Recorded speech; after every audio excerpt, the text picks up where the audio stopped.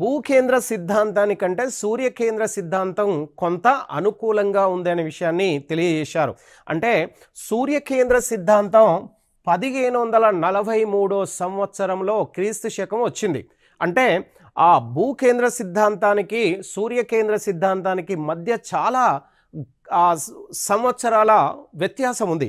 ఈ వ్యత్యాసాల క్రమంలో అన్ని సంవత్సరాల నుంచి ఈ సంవత్సరం వరకు కూడా భూకేంద్ర సిద్ధాంతమే సరి అయిందనే అంశాన్ని శాస్త్రవేత్తలు నమ్ముతూ వచ్చారు.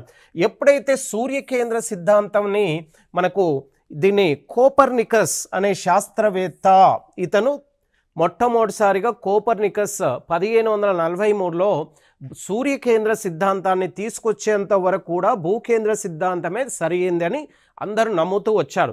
ఈ సిద్ధాంతం వచ్చిన తర్వాత భూకేంద్ర సిద్ధాంతం పూర్తిగా 100% తప్పు అనే అంశాన్ని ప్రతిపాదించడం జరిగింది.